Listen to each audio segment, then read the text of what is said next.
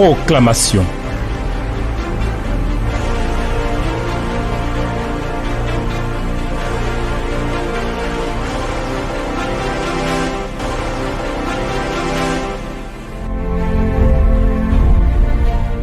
Mon Seigneur et mon Dieu, qui est comme toi?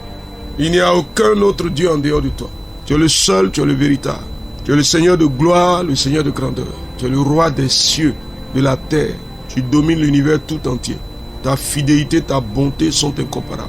Et nous nous réjouissons de t'avoir, d'être tes enfants et de t'avoir comme notre Dieu, mais plus encore comme notre Père. Merci Seigneur, merci. Nous sommes là encore aujourd'hui à ce rendez-vous de la proclamation de ta parole. Dans ces 7 jours de parole et de vie. Merci parce que tu donnes vie à ta parole et à nos paroles. Et tu bénis ces instants au nom de Jésus. Amen. Alors, chers amis de la proclamation, je n'ai pas oublié les lecteurs. Où est-ce que vous en êtes? On a fini avec le livre de Josué, n'est-ce pas? Vous allez voir que cette semaine, on est un peu en transition, mais on reviendra, n'est-ce pas, à partir de la semaine prochaine. Et puis, on va continuer. Si encore on a des ressources dans le livre de Josué, on va les continuer. Et puis après, on va arriver dans le livre des juges. Donc déjà, il faut commencer à lire le livre des juges, n'est-ce pas? Juste après Josué. Il faut commencer à lire. Que la grâce et la faveur du Seigneur soient avec vous. Aujourd'hui, je voudrais vous appeler à prononcer la bénédiction de l'Éternel qui est inépuisée.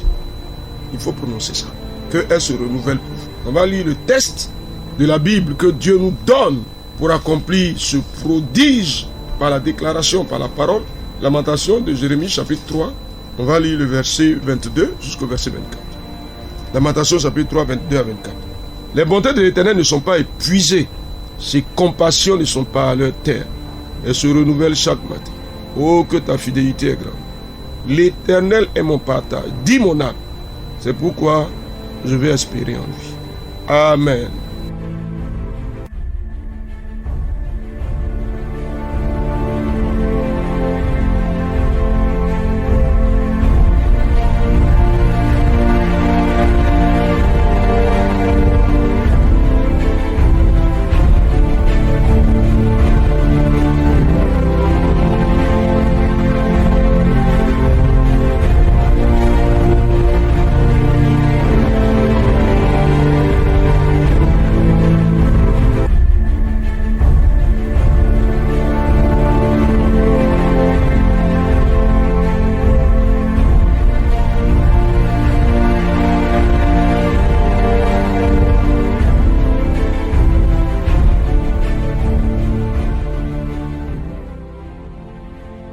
Ah oui, je vais espérer en l'Éternel.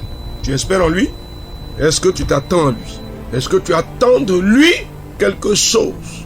D'abord, de façon générale, en tant que chrétien, le livre de Romains chapitre 5 nous informe que nous avons une espérance en l'Éternel qui ne trompe pas. C'est-à-dire ce que Dieu a promis qu'il va faire, nous croyons qu'il le fera et nous attendons l'accomplissement de ce qu'il a promis. Et cette espérance-là, elle nous dit que le Dieu qui a fait les promesses est fidèle pour les accomplir. Ce n'est pas un homme. Notre espérance n'est pas portée sur un homme. Elle est portée sur Dieu. Donc ça ne trompe pas. C'est-à-dire Dieu ne va pas nous trahir. Il ne va pas nous trahir jamais. Il n'est pas un homme pour mentir, ni un fils d'homme pour se repentir. Ce que sa bouche a dit, ça me l'accomplit. Il ne se renie pas lui-même. Donc qu'est-ce que tu dis? Tu espères en lui? Ah oui, j'espère en lui. Qu'est-ce que tu dis? Je m'attends à l'Éternel. Et je le verrai. Oui, je le verrai. J'espère en lui et il vient à moi. Qu'est-ce que tu dis? Tu entends ce qu'il dit ici? Il dit l'Éternel est mon partage, dit mon âme. C'est pourquoi je vais espérer en lui. Mon partage c'est l'Éternel. C'est-à-dire ma part c'est l'Éternel. Frère, je ne sais pas ce que tu vas déclarer, mais je ne sais même pas ce que tu crois. C'est-à-dire que les choses ne se limitent pas à toi, à tes incapacités, à tes limites, à tes impossibilités. Les choses ne se limitent pas aux barrières qui s'imposent à toi, en sorte que le monde des ténèbres puisse triompher de toi. Non, ça ne se limite pas à toi, ça va au-delà de toi. C'est-à-dire que tu es engagé dans un processus dans lequel celui à qui tu appartiens est plus fort que tout. Et c'est lui qui est ton partage. La garantie d'accomplissement pour ta vie, là, c'est l'Éternel. C'est pas toi. Écoute-moi bien. Les situations peuvent t'avoir résisté. Mais je veux que tu fasses un transfert pour que tu crois que ce que Dieu a promis, il est le garant de l'accomplissement de ces choses. Si tu ramènes à toi, comme si c'est toi qui dois faire des efforts pour accomplir, tu ne verras pas. Enfin, c'est peut-être à cause de ça que tu es en train de souffrir. Mais je veux que tu déclares maintenant que ma part, c'est l'Éternel. C'est lui qui est ma part. C'est lui. Ma part est auprès de l'Éternel. Ah oui, frère, qu'est-ce que tu dis? Et Romains chapitre 8 nous le dit, nous sommes héritiers de Dieu, co-héritiers avec Jésus-Christ. Tu comprends? C'est-à-dire on partage avec Jésus-Christ le même héritage. Mais si Jésus a donné sa vie pour nous, ça veut dire quoi? Il veille à l'accomplissement de cet héritage-là. Il veille à pousser cet héritage-là à sa réalisation dans nos vies. Qu'est-ce que tu dis? J'espère en l'Éternel. Et l'Éternel se fait voir. Ma part, c'est l'Éternel. Je ne suis pas privé des choses nécessaires pour ma vie. Il faut le dire. C'est-à-dire que si tu as l'impression que dans ta famille, par exemple, toutes les filles de la famille, vous êtes bloquées, tu te poses la question, tu ne comprends pas. Mais il faut dire que nous, notre part, c'est l'Éternel.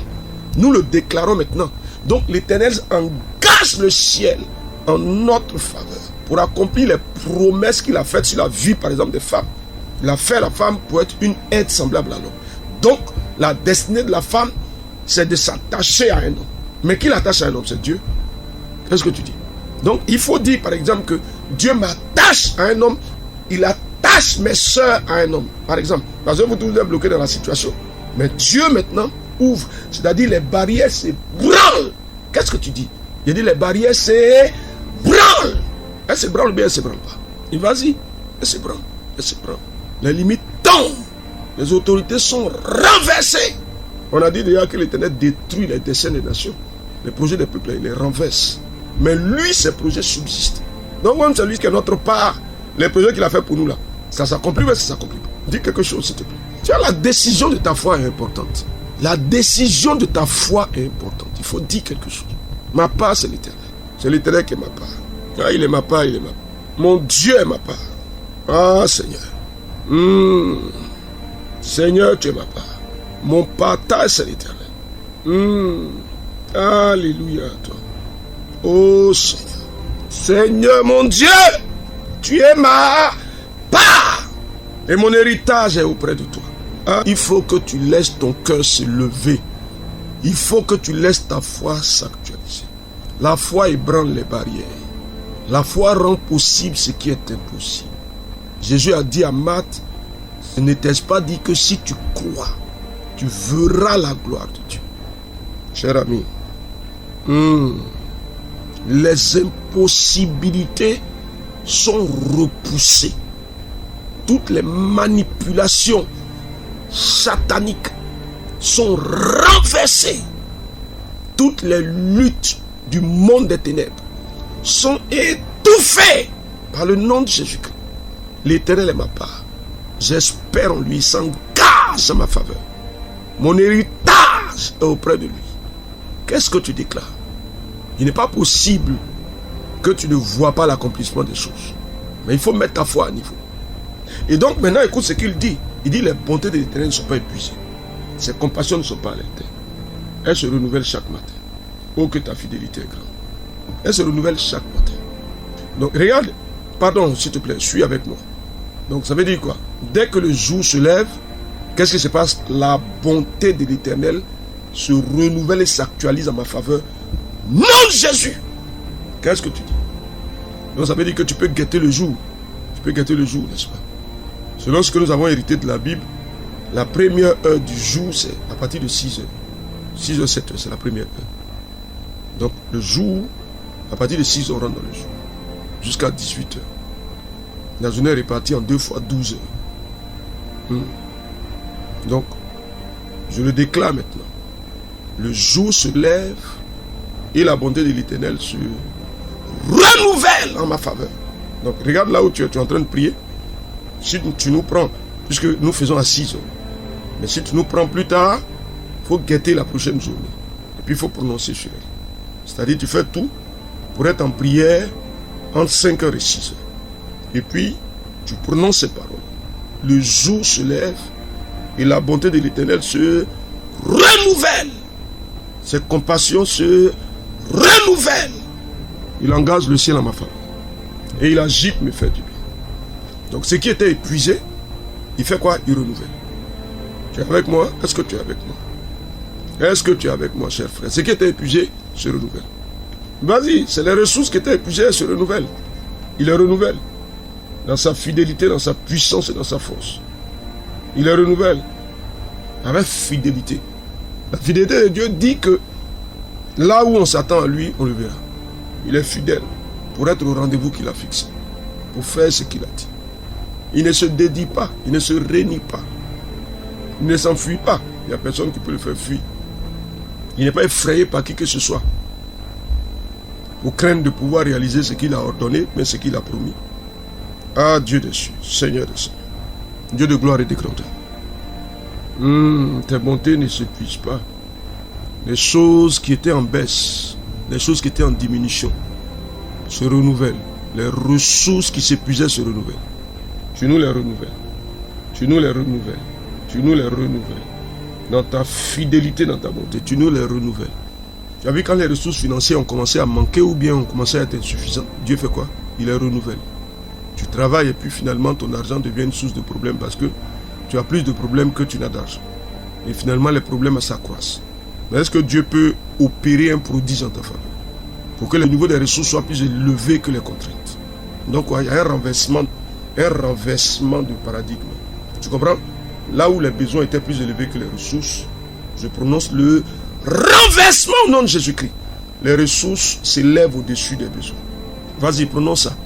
Seigneur, mes ressources s'élèvent au-dessus de mes besoins. Vas-y. Comment tu vas vivre si tes ressources ne peuvent pas s'élever au-dessus de tes besoins? Elles s'élèvent, elles croissent, elles montent, mes ressources montent. Les ressources à tous les niveaux, ça peut être les ressources matérielles, ça peut être les ressources financières. Elles montent, elles montent, elles montent, elles montent, elles montent, elles montent, elles montent, elles montent. Au-dessus des besoins, les ressources montent maintenant. Non, Jésus-Christ, Dieu renouvelle, il renouvelle ses bontés. Il renouvelle, il renouvelle, il renouvelle. Il les renouvelle ou bien il les renouvelle? Qu'est-ce que tu dis? C'est le temps, la parole et la vie. C'est le temps de parler. C'est le temps de tourner un ordre, de déclarer pouvoir. C'est le temps. Vas-y. Il y a un renversement. Tu comprends? Donc ça pesait sur toi parce que le niveau des besoins était plus élevé que le niveau des ressources. Donc comme les besoins étaient au-dessus, elles pesaient. Comme quand on a mis un bagage sur la tête, ça pèse. Mais quand on le dépose, qu'on pose le pied là-dessus, il ne pèse plus. Au contraire, c'est nous qui pesons sur lui. Donc qu'est-ce que tu dis? Renversement. Renversement. Le niveau des ressources s'élève au-dessus des besoins. Au nom de Jésus-Christ. Et les besoins sont domptés. Ah frère, qu'est-ce que tu dis? Les besoins sont domptés par le nom de Jésus-Christ. Ah mon Dieu, les besoins sont domptés. La puissance qui est dans le nom de Jésus agit en ma faveur. Et les besoins sont domptés. Par ta grâce et par ta puissance. Par ton autorité et par ta force. Toi le Dieu de gloire et de grandeur. Mon âme te bénit pour la bonté que tu manifestes. Au nom de Jésus-Christ. Amen. Chers amis, notre partage c'est l'Éternel. C'est lui qui est notre part. On y va avec lui.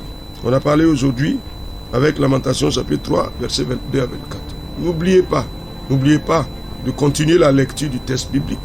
N'oubliez pas de continuer à vider les placards et de penser aux enfants, aux nourrissons, aux bébés.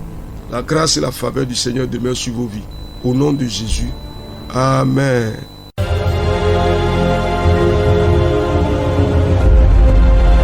Proclamation. Dieu bénisse votre journée.